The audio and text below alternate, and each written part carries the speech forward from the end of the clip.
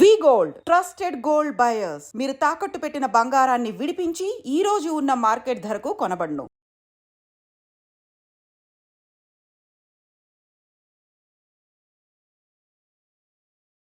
Welcome to iDream. Operation చేసినాం కానీ participate ఎలా చేసినాం. ఇక్కడ ఇంకొక పాయింట్ మనకు చెప్పింది ఏంటి అంటే ఒక్కళ్ళు కూడా బోర్డర్ దాటలేదు.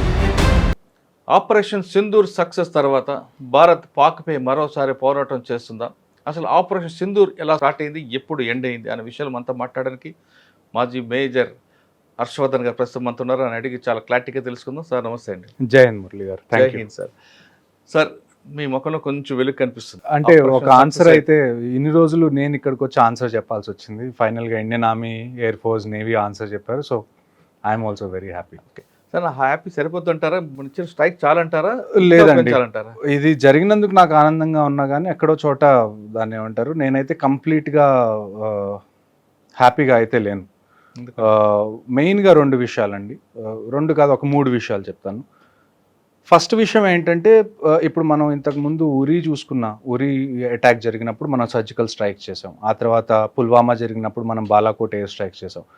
అప్పుడు కూడా దాదాపు మనం చేసింది ఇదే. అంటే అప్పుడు కొద్దిగా తక్కువ మంది టెర్రరిస్టులను చంపుండొచ్చు, ఇప్పుడు ఎక్కువ మందిని చంపుండొచ్చు. ఇంతకుముందు లాంచ్ ప్యాడ్స్ మీద మనం అటాక్ చేసి ఉండొచ్చు. ఇప్పుడు ఎక్కడైతే వాళ్ళని తయారు చేస్తారో మదర్సాస్ ఏవైతే ఉన్నాయో వాళ్ళ మీద చేసాం. కానీ ఎందుకో నాకు ఇది ఇంకా తక్కువే అనిపిస్తుంది. అంటే మన Indian army, navy, air force కలిసి 1971 తర్వాత 3 యూనిట్స్, అంటే 3 ఆర్మీ, నేవీ, ఎయిర్ ఫోర్స్ 3 కలిసి చేసిన ఆపరేషన్ సింధూర్. సో దీన్ని 3 ఎంటిటీస్ ఉన్నాయి కాబట్టి ఇంకా క్యాపబిలిటీస్ ఎక్కువ ఉంటాయి. ఒకవేళ ఆర్మీ ఒక్కటే చేస్తే ఆర్మీ క్యాపబిలిటీస్ కొద్దిగా లిమిటెడ్గా ఉంటాయి. ఎందుకంటే ఆర్మీ దగ్గర ఫైటర్ జెట్స్ ఉండవు. అదే నేవీ, ఎయిర్ ఫోర్స్ అనుకోండి, అక్కడ ఫైటర్ జెట్స్ ఉంటాయి, మిసైల్స్ కొద్దిగా పెద్దవి ఉంటాయి. సో అలాగే 3 కలిసి చేసినప్పుడు ఇంకా పెద్ద ఎత్తున చేయాలని నేనైతే ఇప్పటికీ నమ్ముతున్నాను. అదొక విషయం నాకు ఇంకా నచ్చలేదు. మూడో విషయం ఏంటి అంటే పూంచ్, రజౌరి అని జమ్మూలో ఏరియాస్ ఉన్నాయి. ఎప్పుడైతే మనం ఈ స్ట్రైక్స్ చేసామో ఆ తర్వాత పూంచ్, రజౌరీలో ఏవైతే ఇప్పుడు మనం పాకిస్తాన్ మీద అటాక్ చేయాలనుకోండి, ఇప్పుడు అక్కడ టెర్రరిస్ట్ క్యాంప్స్ ఉన్నాయి కాబట్టి వాటి మీద మనం బాంబ్స్ అవి ఇవి వేసాం. అదే ఇండియాలో పాకిస్తాన్ అటాక్ చేయాలనుకోండి, ఇటువైపు ఏం టెర్రరిస్ట్ క్యాంప్స్ లేవు వాళ్ళు వేయడానికి. సో వాళ్ళు డైరెక్ట్గా సివిలియన్స్ని టార్గెట్ చేసి పూంచ్, రజౌరి ఏరియాలో కనీసం 15 మంది సివిలియన్స్ చనిపోయారు. ఒక రకంగా చూసుకుంటే అది మనం ఆ విషయంలో ఓడిపోయామన్న విషయాన్ని మనం గమనించాలి. ఎందుకంటే మొన్న పహల్గామ్లో 26 మంది చనిపోయారు, ఇవాళ సివిలియన్స్ 15 మంది చనిపోయారు. అంటే నేను ఇంతకు ముందు కూడా మీతో మాట్లాడినప్పుడు చెప్పాను, యుద్ధం లాంటిది ఏదైనా జరిగితే సివిలియన్స్ లైఫ్ కూడా థ్రెట్ ఉంటుంది అని. కానీ పాస్ట్లో ఒకసారి చూసుకుంటే కాశ్మీర్ వైపు ఎక్కువగా ఆర్టిలరీ షెల్లింగ్ అనేది జరగదు కంపారిటివ్గా చూసుకుంటే. ఎందుకంటే కాశ్మీర్లో ఎక్కువ ముస్లిం పాపులేషన్ కాబట్టి అక్కడ ఆర్టీ షెల్లింగ్ చేస్తే లోకల్స్కి, సివిలియన్స్కి ఏమన్నా అయితే వాళ్ళకి సపోర్ట్ దొరకదని చెప్పి పాకిస్తాన్ అటువైపు ఎక్కువ షెల్లింగ్ చేయదు. కానీ జమ్మూ వైపు ఏదైతే ఉందో, జమ్మూ రీజన్ ఎక్కడైతే మిక్స్డ్ పాపులేషన్ ఉందో, ఎక్కడైతే హిందూస్, ముస్లిమ్స్ అందరూ అన్ని మతాల వాళ్ళు ఉంటారో అటువైపు ఎక్కువగా షెల్లింగ్ చేసేది. ఇప్పటి నుంచనే కాదు, గత 30 సంవత్సరాల నుంచి కూడా ఎప్పుడన్నా జేఎండ్కేలో షెల్లింగ్ చేయాలి అంటే పాకిస్తాన్ మెజారిటీ టైం మనకి జమ్మూలోనే షెల్లింగ్ చేస్తారు. అది మనకి తెలిసినా కానీ, అంటే ఖచ్చితంగా చేస్తారని తెలిసినా కానీ కొద్దిగా ప్రోయాక్టివ్గా అక్కడ ఉన్న సివిలియన్స్ని ముందు ఎవాక్యువేట్ చేసి ఉండాల్సింది బోర్డర్ ఏరియా. హిస్టరీ చెప్తుంది కదండి జమ్మూ కొడతారని, మరి ఎందుకు? అదే కదండి, ఇప్పుడు ఇది Jammu and Kashmir law and order కిందకు వస్తుంది, ఇది స్టేట్ లా అండ్ ఆర్డర్ కింద. అక్కడ ఉన్న అఫీషియల్స్ కొద్దిగా ప్రోయాక్టివ్గా ఎందుకు తీసుకోలేదన్నది వాళ్ళే చెప్పాలి. ఇది ఇప్పటికైనా మంచిదైంది, ఇప్పుడైతే వాళ్ళని ఎవాక్యువేట్ చేశారు మొత్తం. కానీ కొద్దిగా ముందు చేసుంటే ఆ 15 ప్రాణాలు కూడా మిగిలి ఉండేయని నా ఉద్దేశం. ఓకే సార్, ఒకసారి ఆపరేషన్కి వెళ్దామండి. ఆపరేషన్కి ఎప్పటి నుంచి ఎప్పుడా ఎదురు చూస్తుంటే ఫైన్ డే ఒకసారి అవును, అంటే మనకి 7th మాక్ డ్రిల్స్ అని చెప్పి ఇక్కడ చెప్పి 6th, 7th నైట్నే వాళ్ళు అక్కడ మాక్ డ్రిల్స్ చేయించారు వాళ్ళ చేత. సార్ 3 యూనిట్లు ఎక్కడెక్కడ స్టార్ట్ అయి ఉంటాయి? అంటే చూడండి, ఇప్పుడు వరకు మనకి ఈ ఆపరేషన్ గురించి తెలిసింది గట్టిగా 10% వరకే. ఎందుకంటే ఇది కాన్ఫిడెన్షియల్ ఇన్ఫర్మేషన్ కాబట్టి అంత తొందరగా బయటికి రాదు, చిన్నగా వస్తుంది. అంటే ఇంతకుముందు సర్జికల్ స్ట్రైక్స్ అయినప్పుడు కానివ్వండి, ఎయిర్ స్ట్రైక్స్ అయినప్పుడు కానీ వెంటనే ఏ విషయం బయటికి రాదు కాన్ఫిడెన్షియాలిటీ వల్ల. ఇందులో ఇప్పుడు వరకు మనకు తెలిసిన విషయం ఏంటి అంటే army, navy, air force 3 participate చేసినాయి. కానీ పార్టిసిపేట్ ఎలా చేసినాయి, ఇక్కడ ఇంకొక పాయింట్ మనకు చెప్పింది ఏంటి అంటే ఒక్కళ్ళు కూడా బోర్డర్ దాటలేదు.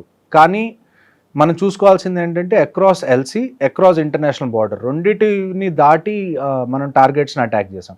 ఏవి దాటకుండా ఎలా వెళ్ళినాయి? నా అనాలిసిస్ ప్రకారం నేనేమనుకుంటున్నాను అంటే మనకి శామ్ మిసైల్స్ అని ఉంటాయి. అంటే శామ్ అంటాం మనం, సర్ఫేస్ టు ఎయిర్ మిసైల్. అంటే భూమి మీద నుంచి మనం మిసైల్ వదిలిపెడితే అది వెళ్ళి గాల్లో తగలడం కానీ, లేకపోతే సర్ఫేస్ టు సర్ఫేస్ మిసైల్స్ ఉంటాయి. అవి ఆర్మీ దగ్గర ఉన్నాయి. సో ఆర్మీ నాకు తెలిసి సర్ఫేస్ మిసైల్స్ యూజ్ చేసి అక్కడ డిస్ట్రక్షన్ చేసి ఉండాలి. ఎయిర్ ఫోర్స్ వాటికి మనం బేసిక్గా ఈ ఆపరేషన్లో 2 రకాల మిసైల్స్ ఖచ్చితంగా వాడాం. ఒకటి హ్యామర్, ఒకటి స్కాల్ప్ అని. ఈ 2 పేర్లు. ఈ హ్యామర్ అనేది ఫ్రాన్స్ నుంచి తెచ్చుకున్న మిసైల్స్, ఈ స్కాల్ప్ అనేది బ్రిటిష్ ఫ్రాన్స్ కలిసి తయారు చేసిన మిసైల్స్ అనమాట.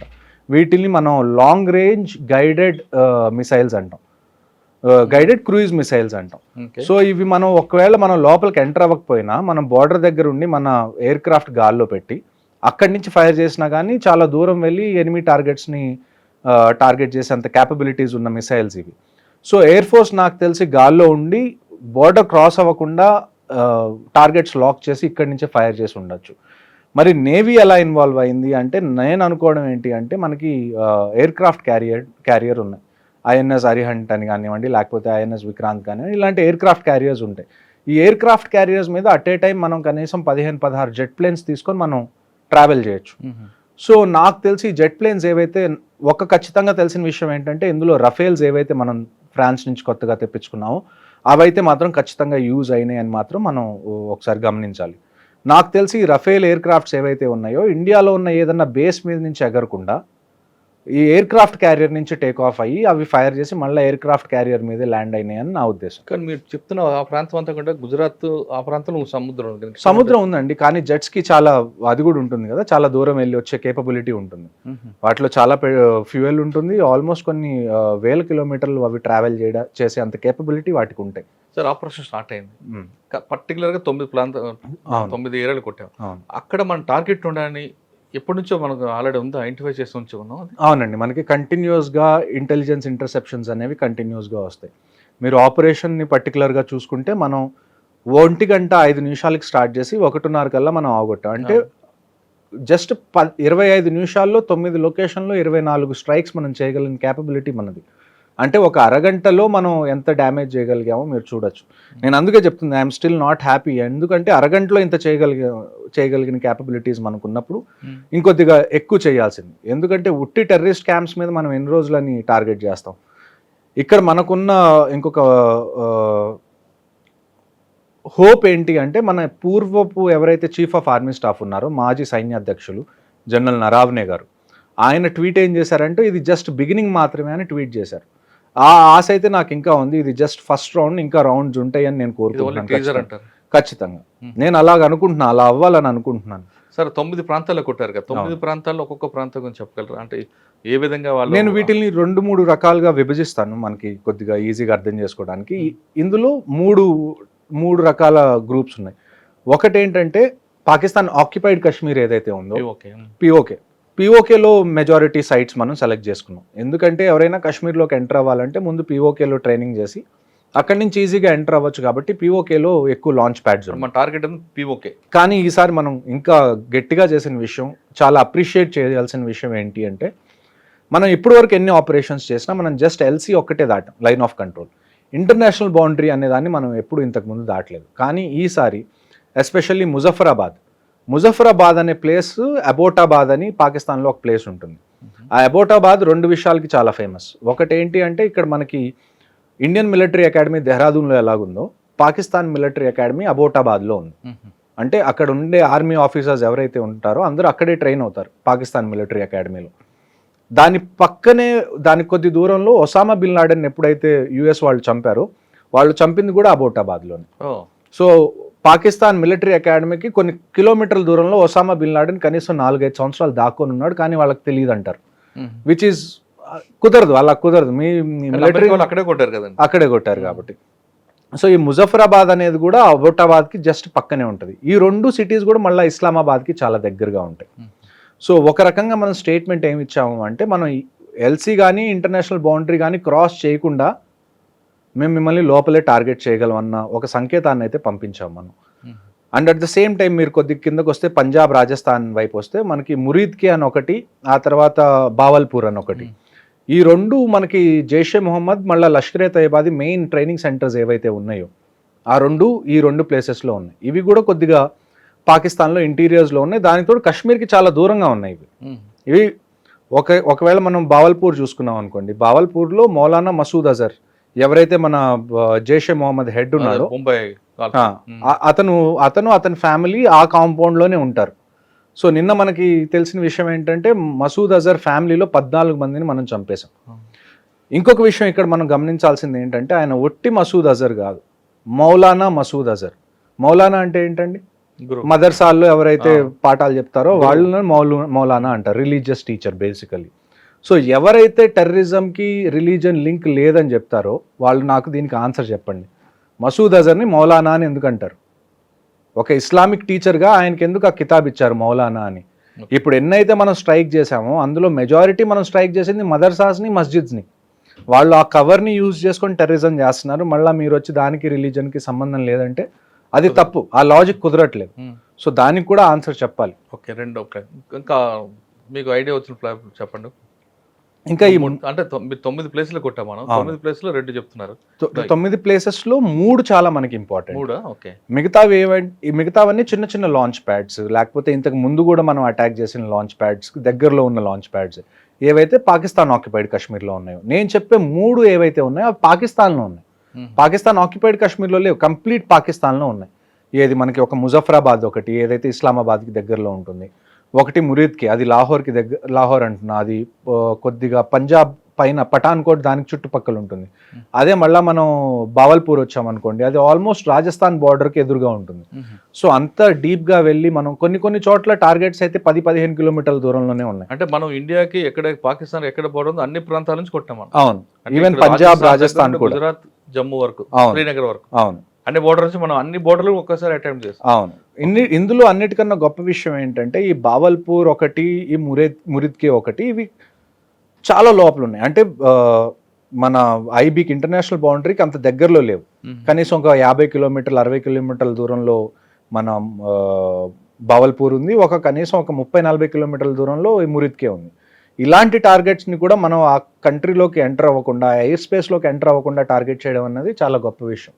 దాన్ని మనం ఖచ్చితంగా అభినందించాలి. సార్ మనం బార్డర్ దాటి, ఇంటర్నేషనల్ బార్డర్ దాటి మరి వెళ్ళాం అంటే ఇక్కడే కరెక్షన్. వెపన్ మన దగ్గరే ఉంది, జెట్ మన దగ్గరే ఉంది, మనం క్రాస్ అవ్వాలి ఇంటర్నేషనల్ బార్డర్. జస్ట్ ఆ వెపన్ లో నుంచి ఏదైతే మనకు మిసైల్ వెళ్ళిందో ఆ మిసైల్ ఒక్కటే క్రాస్ అయింది, వెళ్ళింది. దానికి అబ్జెక్షన్ ఉంటుందా? అబ్జెక్షన్ అంటే ఇందులో ఇది జరిగిన వెంటనే నాకు నచ్చని విషయాలు ఇదొకటి. ఇండియన్ గవర్నమెంట్ వెంటనే స్టేట్మెంట్ రిలీజ్ చేసింది, మినిస్ట్రీ ఆఫ్ డిఫెన్స్, ఏమని, మేము చేసినవన్నీ precision strikes only on terrorist infrastructure which are non దాన్ని ఏమంటారు ఎస్కలేటరీ ఇన్ నేచర్ అని. అంటే వాళ్ళు చెప్పిన దాన్ని బట్టి ఏంటి అంటే ఏ బిల్డింగ్ ఉందో ఆ బిల్డింగ్ని చూసి ప్రిసైజ్గా ఆ బిల్డింగ్ మీదే మేము టార్గెట్ చేసాం. పాకిస్తాన్ ఆర్మీకి సంబంధించిన ఏ ఎలిమెంట్ని మేము టార్గెట్ చేయలేదు. దాని తర్వాత ఇది ఏదైతే మేము చేసామో దీన్ని మీరు అది చేయలేదు, పెద్ద విషయం చేయకూడదు, ఎందుకంటే మేము టెర్రరిస్ట్ని టార్గెట్ చేసాం, సివిలియన్స్ని కానీ పాకిస్తాన్ ఆర్మీని కానీ మేము టార్గెట్ చేయలేదు అని చెప్పి ముందు నుంచే మనం ఒక సంజాయిషి ఇచ్చుకున్నట్టు నాకు అనిపించింది. అది మీకు నచ్చలేదు? అది నాకు ఖచ్చితంగా నచ్చలేదు. మనం జస్ట్ ఒక స్టేట్మెంట్ ఇవ్వాల్సింది, పెహల్గామ్లో ఇది జరిగింది, దానికి జస్టిస్గా మేము ఇది చేస్తున్నాం, దానికి న్యాయం చేస్తున్నాం అని మేము చేసామని అంతవరకే చెప్పాల్సింది. ఆ తర్వాత అక్కడి నుంచి ఏమన్నా క్వశ్చన్లు వస్తే అప్పుడు మనం ఎక్స్ప్లెయిన్ చేస్తే ఒక అర్థం. ముందు నుంచే మనం ఎక్స్ప్లెయిన్ చేస్తే మనం ఎక్కడో లోవర్ హ్యాండ్లో ఉన్నట్టు, లేకపోతే దీన్ని పెద్దది అవ్వకుండా మనమే ఆపుతున్నట్టు ఒక సంకేతం లాగా వెళ్తుంది. అలా కాకుండా జస్ట్ మనం ఇది చేసేసాం అని చెప్పి కామ్గా ఉండాల్సింది. అటువైపు నుంచి ఏమన్నా క్వశ్చన్స్ వస్తే అప్పుడు మనం చెప్పాల్సింది. లెట్ దెమ్ ఆస్క్, అప్పుడు ఎక్స్ప్లెయిన్ చేయండి. మీరే ముందు ఎందుకు సెల్ఫ్ ఎక్స్ప్లెనేటరీ ఇస్తున్నారు? అంటే గవర్నమెంట్కి చెప్పే అంత పెద్దవాడిని కాదు, కానీ అట్ ద సేమ్ టైం చూడ్డానికి ఎలాగుంటుంది అంటే పర్సెప్షన్ పరంగా అది వీళ్ళు ఎందుకు ముందే సంజాయిషి చెప్పుకుంటున్నారు, తప్పేం చేయలేదు కదా. ఇప్పుడు ఇజ్రాయెల్ ఉంది, యుఎస్ ఉంది, వాళ్ళు వేరే కంట్రీస్లో అసాసినేషన్ చేస్తారు, జెట్ ప్లేన్స్ని పంపించి అక్కడ చంపుతారు, అక్కడ బాంబ్ చేస్తారు. వాళ్ళు ఇలాగ ఎక్స్ప్లెయిన్ చేసుకుంటూ వెళ్ళరు, మేము ఎందుకు చేసాం. వాళ్ళు మేము చేసామని చెప్తారు అంతే. ఆ తర్వాత ఎవరైనా క్వశ్చన్స్ అడిగితే అప్పుడు ఎక్స్ప్లెనేషన్ ఇస్తారు, అప్పుడు డీటెయిల్గా వెళ్తారు. మనం కూడా అలా వెళ్ళాల్సింది. అంటే పోనీ ఇది ఊరక పైకి అలాగా చూపించి మళ్ళీ సెకండ్ రౌండ్ ఉంటే నేను ఖచ్చితంగా ఆనందిస్తాను. సెకండ్ రౌండ్ ఉండదని మీరు ఎందుకు అనుకుంటారు? ఉండదు అంటే చూడండి, ఇప్పుడు పాకిస్తాన్ దగ్గర పోగొట్టుకోవడానికి ఏమీ లేదు. అదొక దాన్ని ఏమంటారు, అది అక్కడ ఉన్న మిలిటరీ లీడర్షిప్ ఏదైతే ఉందో వాళ్ళని ప్రామినెంట్గా ఉంచుకోవడం కోసం వాళ్ళు ఎంత దూరమైనా వెళ్తారు. వాళ్ళ దగ్గర ఎకానమీ లేదు, అది పాడైపోయిద్ది ఒకవేళ యుద్ధానికి వెళ్తే అన్న భయం వాళ్ళకి లేదు. ఎందుకంటే అక్కడ ఎకానమీ అనేది ఏం లేదు. లాస్ట్ పహల్గామ్ అటాక్ దగ్గర నుంచి ఆల్మోస్ట్ 10,000 పాయింట్స్ వాళ్ళ సెన్సెక్స్ పడిపోయింది. అక్కడ నిత్యావసర వస్తువులు లేవు. ఇప్పుడు మనం ఇండస్ వాటర్ ట్రీటీ ఆపిన తర్వాత నీళ్ళు ఎలానో లేదు. సో వాళ్ళు పోగొట్టుకోవడానికి వాళ్ళ దగ్గర ఏమీ లేదు. సో ఆ సిచ్యువేషన్ని కూడా మనం ఒకసారి కన్సిడరేషన్లోకి తీసుకోవాలి. అంటే చచ్చిన పావం చంపకూడదు అన్నట్లు ఒక రకంగా అలా చెప్పచ్చు.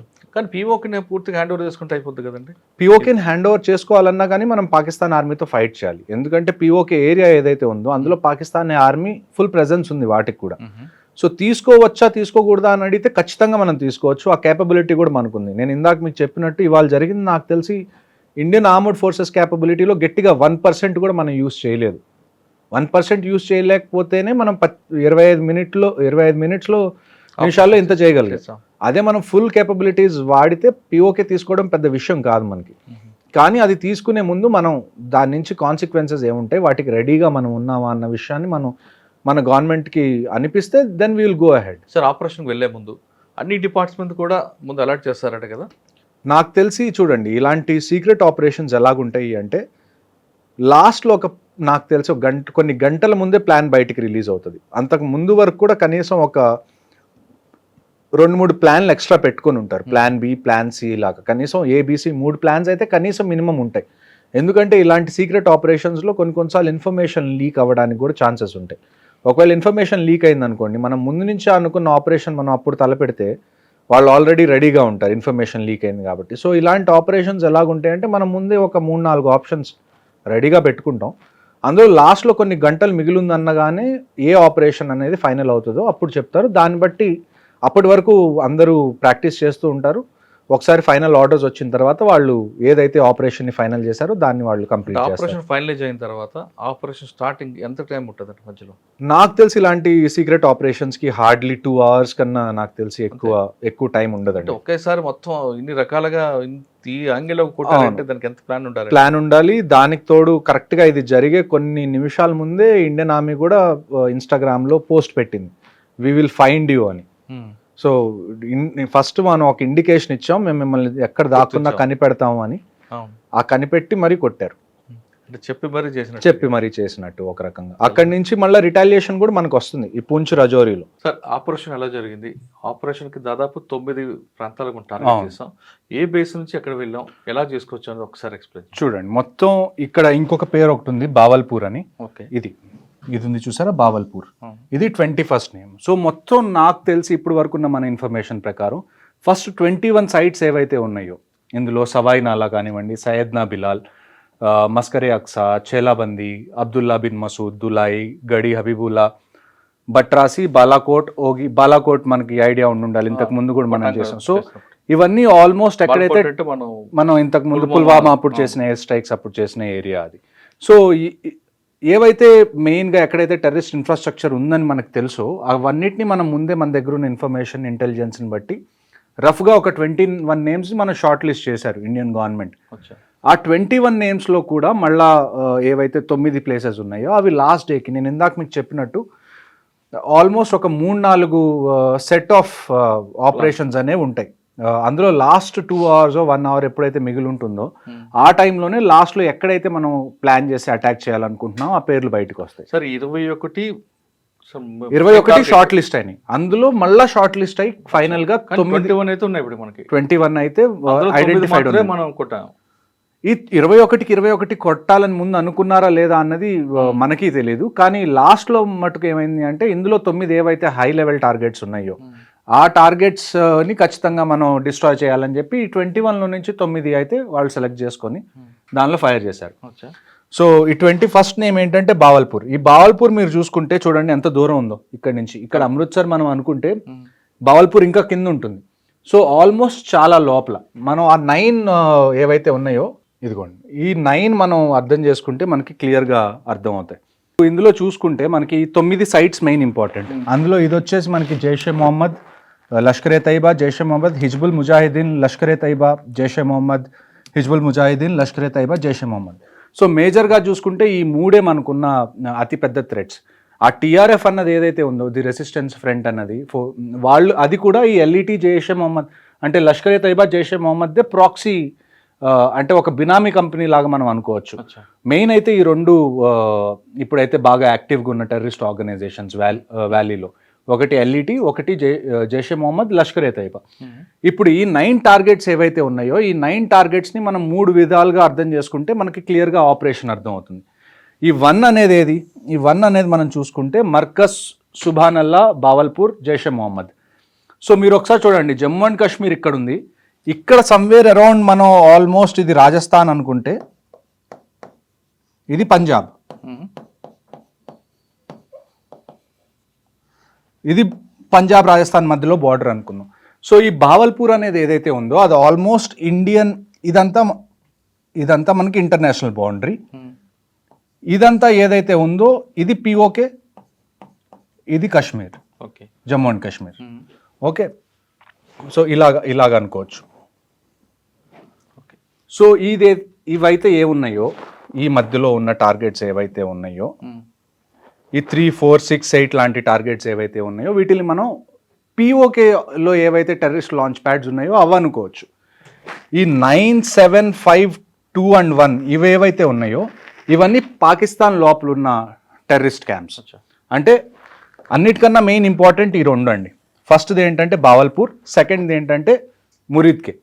ఈ రెండిట్లో ఏంటి అంటే ఫస్ట్ మనం దీని గురించి మాట్లాడుకుందాం. బావల్పూర్ మౌలానా మసూద్ అజర్ ఎవరైతే మన జైషే మొహమ్మద్కి ఎవరైతే హెడ్ ఉన్నాడో అతనిది ఇక్కడ ఒక మర్కజ్ ఉంది, అక్కడ చాలామంది ట్రైన్ అవుతారు. ఇన్ఫ్యాక్ట్ ఎవరైతే మన 26/11లో కసబ్ దొరికినా, డేవిడ్ హెడ్లీ దొరికినా వాళ్ళు కూడా ఈ 2 ఏరియాస్లో ట్రైన్ అయ్యి వచ్చిన వాళ్ళు. ఓకే, వాళ్ళు కాశ్మీర్ వైపు ట్రైన్ అవ్వలేదు, వాళ్ళు పంజాబ్ అండ్ రాజస్థాన్ వైపు ట్రైన్ అయ్యి ఇటువైపు వచ్చారు, నీళ్ళ గుండా అంటే ఓషన్ గుండా. సో ఈ రెండోది మనకి ఉన్నది ఏంటి అంటే మురీద్కే. ఈ 2 ఒక రకంగా చూసుకుంటే ఇంటర్నేషనల్ బౌండరీ దగ్గర నుంచి చాలా లోపలికి ఉంటుంది. ఇది ఒక ఆల్మోస్ట్ నాకు తెలిసి ఇది ఒక 50 to 70 కిలోమీటర్స్ ఉండే ఛాన్స్ ఉంది ఇంటర్నేషనల్ బార్డర్ దగ్గర నుంచి ఈ బావల్పూర్ అనేది ఏదైతే ఉందో. అదే మనం మురీద్కే చూసుకుంటే మురీద్కే కూడా ఆల్మోస్ట్ 30 to 50 కిలోమీటర్స్ రేంజ్లో అయితే ఖచ్చితంగా ఇంటర్నేషనల్ బార్డర్ దగ్గర ఉంటుంది. ఆ తర్వాత మనకి మెయిన్గా మనం అటాక్ చేసింది ఏంటంటే సర్జల్, అంటే ఇది తెరాకలాన్, సియాల్కోట్ కూడా చాలా ఇంపార్టెంట్ పాయింట్, అక్కడ కూడా చాలా టెర్రరిస్ట్ యాక్టివిటీస్ అనేవి జరుగుతాయి. బర్నాలా, కోట్లీలో 2 మనం. ఆ తర్వాత ముజఫరాబాద్ అనేది 7 if I'm not wrong 8 Muzaffarabad. ఇక్కడ ఈ ముజఫరాబాద్ అనేది కూడా చాలా ఇష్యూ ఉన్న ప్లేస్. ఈ ముజఫరాబాద్ ఇందాక మనం మాట్లాడుకుంటున్నప్పుడు ముజఫరాబాద్ అనేది ఇస్లామాబాద్కి చాలా దగ్గర, అబోటాబాద్ కూడా చాలా దగ్గర.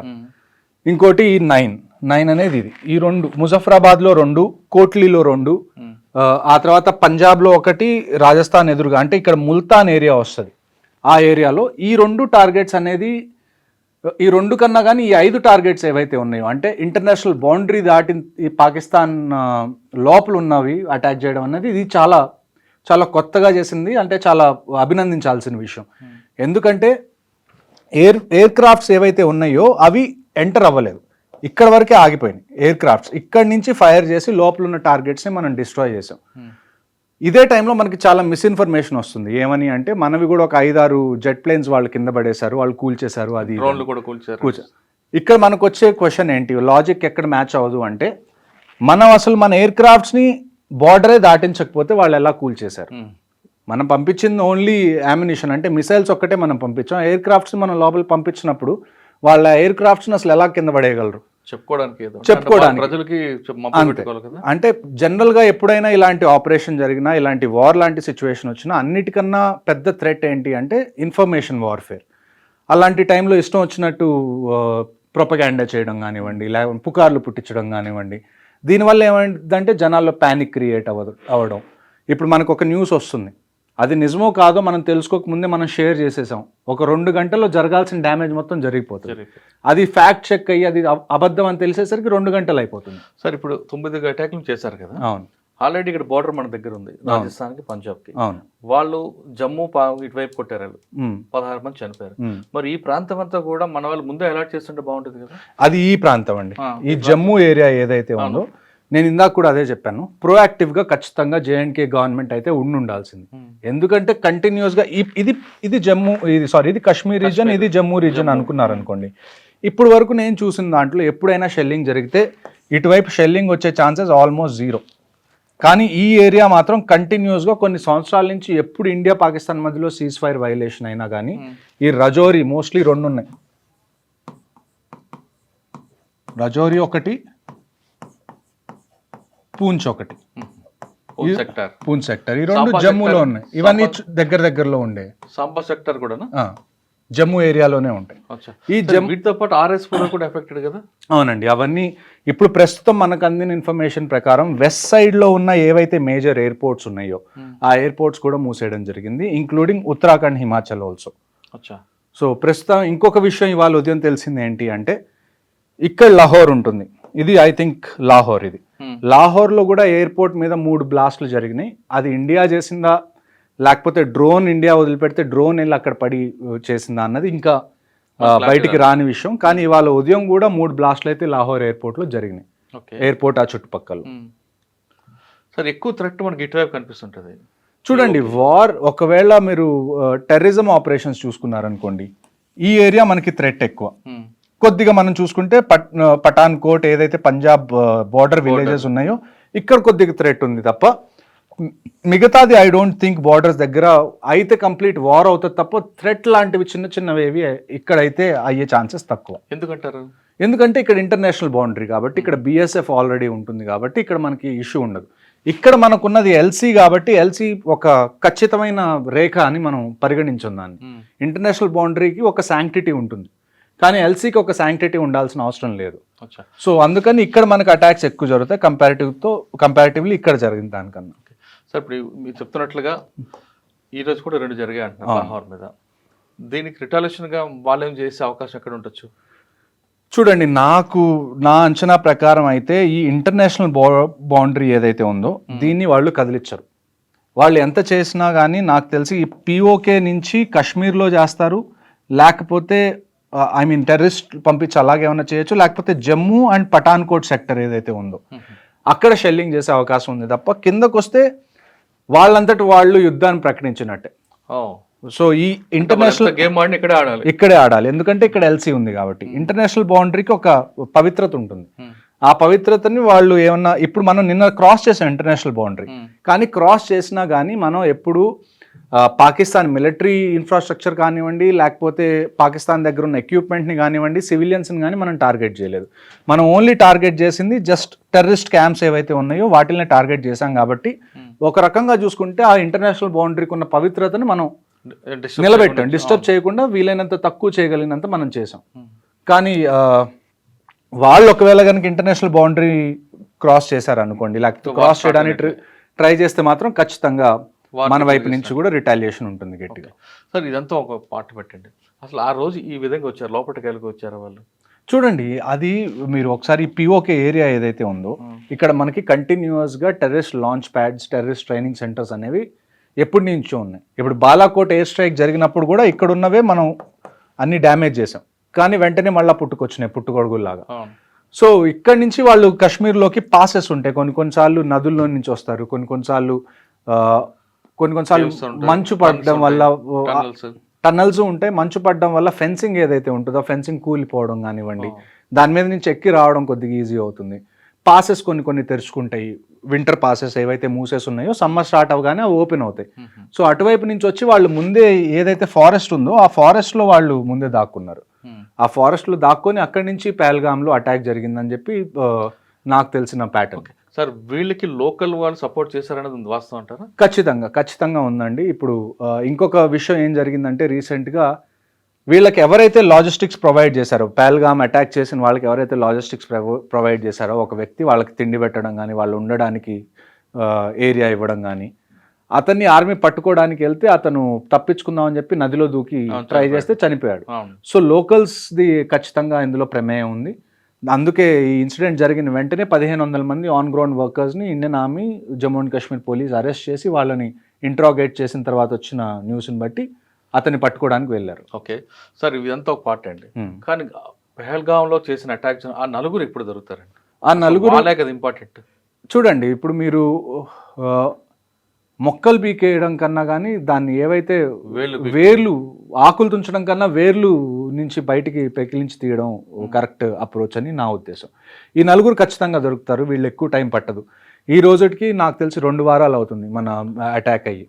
నాకు తెలిసి ఈ మంత్ అయిపోయే లోపల, మే అయిపోయే లోపల ఆ నలుగురిలో కనీసం 2 అయినా చనిపోతారని చెప్పి నేను ఖచ్చితంగా చెప్పగలను. సార్ వాళ్ళకి ఒక బాగా కరడు కట్టిన వాళ్ళు టెర్రరిస్టులు కాబట్టి వాళ్ళు 3-4 డేస్ అయినా ఫుడ్ లేకపోయినా ఉండిపోతారు ఈ ప్రాంతంలో అనేది.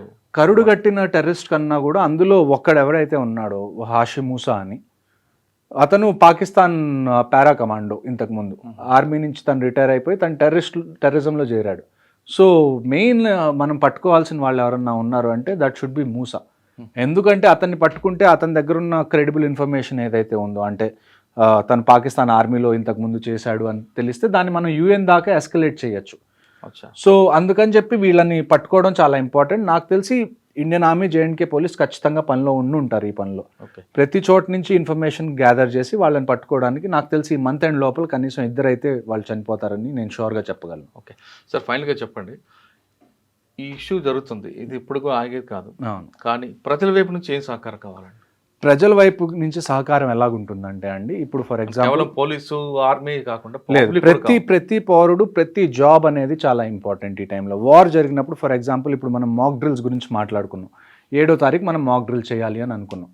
ఒకవేళ నిజంగా ఇక్కడ ఒక పాకిస్తానీ ఫైటర్ జెట్ వచ్చి హైదరాబాద్ మీద బాంబు వేయాలని అనుకుంది, ఇందులో అందరికన్నా పెద్ద పాత్ర ఎవరిది ఉంటుందో తెలుసా అండి? Line man.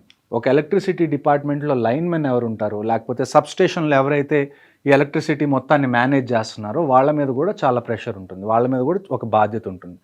ఒకవేళ ఎయిర్ ఫోర్స్ ఫైటర్ జెట్స్ వస్తున్నాయి అనుకోండి, మొత్తం బ్లాక్అవుట్ చేయాలి, అంటే లైట్స్ ఏమీ కనపడకూడదు. మీకు మాక్ డ్రిల్లో రీసెంట్గా మీరు చూసుంటారు, లైట్స్ అన్ని ఆపుకొని ఇంట్లోనే ఉండాలి అని.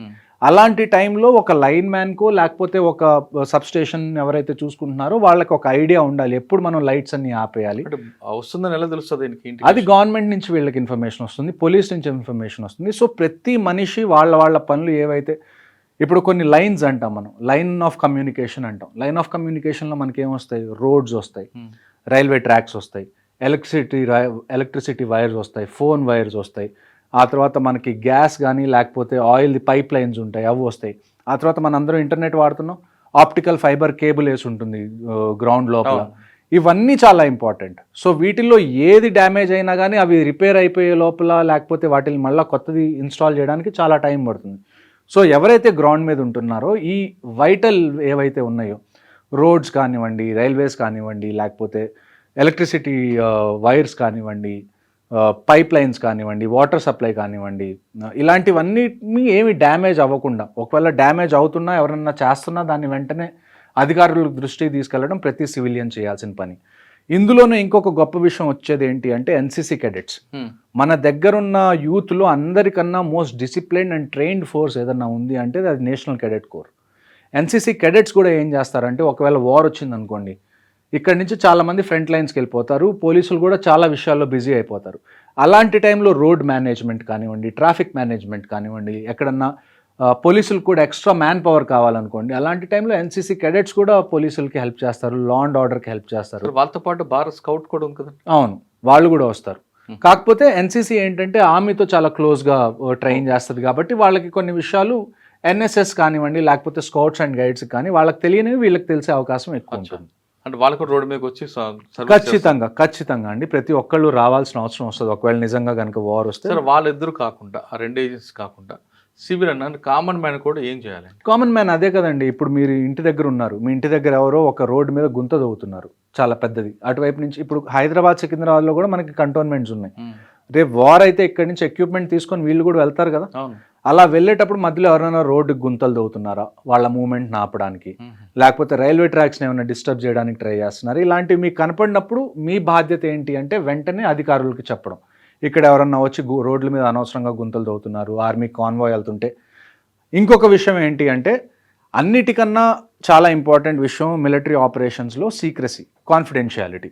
అది ఎప్పుడు పోతుంది అంటే, ఇక్కడి నుంచి మనం ఎక్విప్మెంట్ తీసుకొని వెళ్తున్నప్పుడు దాని ఫోటోలు తీయడం, వీడియోలు తీయడం, దాన్ని పోస్ట్ చేయడం, దీనివల్ల ఏమవుతుంది అంటే ఎనిమికి తెలిసిపోతుంది మనం ఏమేమి ఎక్విప్మెంట్ తీసుకొని వస్తున్నాం, ఎంతమంది వస్తున్నాం అని ఒక రఫ్గా ఒక ఐడియా వస్తుంది, దానికి ప్రిపేర్ అయ్యి ఉంటాడు. సో మనం చేయాల్సింది ఏంటంటే సివిలియన్స్గా మీరు ఒకవేళ ఆర్మీ కాన్వాయ్ వెళ్తూ కనపడింది, మీరు జస్ట్ సెల్యూట్ చేయడమో లేకపోతే వాళ్ళకు ఒక వాటర్ బాటిల్ ఇవ్వడమో లేకపోతే ఒక చాయ్ ఒక ఫ్లాస్క్లో పోసి ఇవ్వడం తప్ప ఒక వీడియో తీసి నేను దాన్ని సోషల్ మీడియాలో పెడతాను అంటే మాత్రం దాన్ని అది ఒక మంచి విషయం కాదని చెప్పి మన వాళ్ళు చాలా మంది సెల్ఫీలు తీసుకొని పెడుతుంటారు. సెల్ఫీలు తీసుకోను లేకపోతే రోడ్ మీద అలా వెళ్తుంటే వీడియో తీసి ఇండియన్ ఆర్మీకి సెల్యూట్ చేస్తున్నట్టు పెట్టిన ఇవన్నీ మాకు అర్థం అవుతుంది. మీరు చాలా మనకు తెలియకుండానే నేరం చేస్తున్నట్లుగా తప్పు చేస్తున్నాం. మీకు ప్రేమ ఉంది, అది మీరు చూపించుకోవాలనుకుంటున్నారు, అందులో తప్పు లేదు. కానీ కొద్దిగా సెక్యూరిటీ పారామీటర్స్ ఏవైతే ఉంటాయో అవి కూడా దృష్టిలో పెట్టుకొని మీరు ఆన్లైన్ ఏం పోస్ట్ చేస్తున్నా కానీ 1-2 సార్లు ఆలోచించి పోస్ట్ చేయాలని నా మనవి. ఓకే, ఫైనల్గా ఇంకోసారి చెప్పండి, ఇప్పుడు జరిగిన ఆపరేషన్ ఎక్కడో ఆగిపోతుందా లేదా అంతం కాదు ఆరంభం అయింది? నన్ను అడిగితే ఆగకూడదండి, ఆగకూడదు. ఎందుకు అంటే ఇంతకుముందు మనం ఉరి జరిగినప్పుడు కూడా మనం సర్జికల్ స్ట్రైక్స్ చేసాం, టెర్రరిస్ట్నే చంపాం. ఆ తర్వాత పుల్వామా జరిగింది, బాలాకోట్ ఎయిర్ స్ట్రైక్స్ చేసాం, మనం టెర్రరిస్ట్నే చంపాం. ఇప్పుడు మళ్ళీ ఇది పహల్గామ్ అయింది, మళ్ళీ మనం అటాక్ చేస్తున్నాం, టెర్రరిస్ట్నే చంపుతున్నాం. జస్ట్ టెర్రరిస్ట్ని చంపినంత మాత్రాన ఈ ప్రాబ్లంకి పర్మనెంట్ సొల్యూషన్ అనేది రాదు. మనం 2 విషయాలు ఇండియా ఖచ్చితంగా చేయాల్సింది ఏంటి అంటే, ఫస్ట్ విషయం పాకిస్తాన్ ఆర్మీ కన్నా పాకిస్తాన్ గవర్నమెంట్ని ఎలా పవర్ఫుల్ చేయాలి. ఎందుకంటే మీరు ఇప్పుడు ఇండియాలో కూడా ఆర్మీ, నేవీ, ఎయిర్ ఫోర్స్ ఉన్నాయి అండ్ వీఆర్ పవర్ఫుల్. కానీ మేము ఏ రోజన్నా గవర్నమెంట్కి అగేన్స్ట్కి వెళ్ళాం. ఎందుకంటే ఇక్కడ ఉన్న గవర్నమెంట్ ప్రజల చేత ఎన్నుకోబడిన గవర్నమెంట్. అంటే మాకు ఆ గవర్నమెంట్ నుంచి ఏమొస్తున్నా ఆర్డర్స్ అది ఇండైరెక్ట్గా ప్రజల నుంచి వస్తున్నట్టే, అంతే కదా. సో మేము దాన్ని లెక్క చేయకుండా ఉంటే మేము ఈ జనాల్ని లెక్క చేయనట్టు అర్థం. సో పాకిస్తాన్లో ఏంటంటే అక్కడ ఒక గవర్నమెంట్ ఎలక్ట్ అవుతుంది, ఆ ఎలక్ట్ అయిన గవర్నమెంట్ ఏదైనా చేద్దాం అనుకునే లోపల అక్కడ పాకిస్తాన్ ఆర్మీ వచ్చేసి ఆ గవర్నమెంట్ని నెట్టేసి వాళ్ళు మళ్ళీ పాలించడం మొదలు పెడతారు. సో ఇండియా టార్గెట్ ఏముండాలి అంటే పాకిస్తాన్ గవర్నమెంట్ ఏదైతే ఉందో దాన్ని పాకిస్తాన్ ఆర్మీ కన్నా పవర్ఫుల్ చేయడం ఫస్ట్ విషయం మనకు కావాలి. రెండో విషయం ఏంటి అంటే ఈ ఆపరేషన్స్తో పాటుగా మనం చేయాల్సింది ఏంటి అంటే, ఇప్పుడు Pakistan is also a nuclear country, వాళ్ళ దగ్గర కూడా న్యూక్లియర్ కేపబిలిటీస్ ఉన్నాయి. మనం ఏమేం డాక్యుమెంట్స్ లేకపోతే ఏమేం ప్రూఫ్స్ కలెక్ట్ చేసి మనం యునైటెడ్ నేషన్స్లో ఎలాగ అపీల్ చేయాలి అంటే, ఇలాంటి పనులు పాకిస్తాన్ చేస్తుంది కాబట్టి యుఎన్ షుడ్ మేక్ షూర్ పాకిస్తాన్ని డీన్యూక్లియరైజ్ చేయాలి. పాకిస్తాన్ దగ్గర న్యూక్లియర్ అసెట్స్ ఉంటే కోతికి కొబ్బరి చెప్పు ఉన్నట్టే. సో అందుకని చెప్పి వాళ్ళ దగ్గర నుంచి న్యూక్లియర్ అసెట్స్ అనేవి మనం యునైటెడ్ నేషన్స్ ద్వారా తీసేయడం అనేది దాన్ని ఏమంటారు లాంగ్ రన్లో మనకి చాలా బెనిఫిట్ అయ్యే ఒక ప్లాన్. ఈ 2 మనం ఇండియన్ గవర్నమెంట్ చేస్తే నాకు తెలిసి ఈ ప్రాబ్లంకి ఒక పర్మనెంట్ సొల్యూషన్ అయితే ఉంటుంది. అంతేగాని పిఓకే చూడండి, ఒక్కసారి వాళ్ళ దగ్గర న్యూక్లియర్ లేదనుకోండి, న్యూక్లియర్ డిటరెంట్ అనేది వాళ్ళ దగ్గర లేదనుకోండి, మనం ఆపరేషన్స్ కూడా కొద్దిగా ఈజీగా చేయొచ్చు. పిఓకే ఇప్పుడు ఈ government for example Modi government మేము పిఓకే తెస్తాం అని అన్నా కానీ it doesn't happen in a week or A month. దానికి చాలా టైం పడుతుంది, దానికి బ్యాక్గ్రౌండ్ వర్క్ కూడా చాలా కావాలి. అలాంటి బ్యాక్గ్రౌండ్ వర్క్లో నన్ను అడిగితే ఆ న్యూక్లియర్ ఏవైతే ఉన్నాయో న్యూక్లియర్ అసెట్స్ పాకిస్తాన్ దగ్గర అది యుఎన్ జప్తు చేసుకున్న తర్వాత మనం ముందుకెళ్ళడం బెటర్. ఓకే, మొత్తం మీద ఆపరేషన్ చూసుకుంటే ఏమాత్రం కాదు, మనం వాడింది కేవలం 1% మాత్రమే వాడామంటున్నారు హర్ష గారు. ఆయన చెప్తున్నట్టుగా పూర్తి స్థాయిలో మనం వాడితే దాన్ని తట్టుకోవడం ఎవరి తరం కాదు అని చెప్తున్నారు. మరోవైపు ఒకవేళ పాకిస్తాన్ కానీ యుద్ధం ప్రకటిస్తే భారతదేశంలో ప్రతి పౌరుడు కూడా తన వంతు పాత్ర పోషించాలంటూ హర్షవర్ధన్ చెప్తున్నారు. ఇది మందే కాదు అని కాకుండా ప్రతి ఒక్కరు తమకి ఏం జరుగుతుందన్న విషయాన్ని వెంటనే ఆఫీసులకు దృష్టి తీసుకెళ్ళడం, అదేవిధంగా అక్కడ జరుగుతున్న విషయాలను సెల్ఫీలకి తీసుకొని కాలక్షేపం చేయకుండా మీ వంతు బాధ్యతగా చేయండి అంటూ హర్షవర్ధన్ గారు రిక్వెస్ట్ చేస్తున్నారు. ఇది పహల్గామ్ ఇష్యూపై హర్షవర్ధన్ గారు ఒపీనియన్. మరో ఇష్యూలో మళ్ళీ కలుద్దాం. అంతవరకు నమస్తే. Thank you very much. జై Hind. Thank you. iDreams, this police diaries is something very, very valuable towards that. I must really appreciate Murali, your insights. iDreams founder and CEO Chinna Vasudev Reddy gartoni Muralidhar crime stories చాలా famous అయిపోయినావు.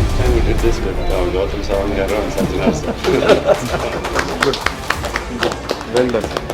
Congratulate him for doing so well, and I congratulate him, his boss also, for doing so well.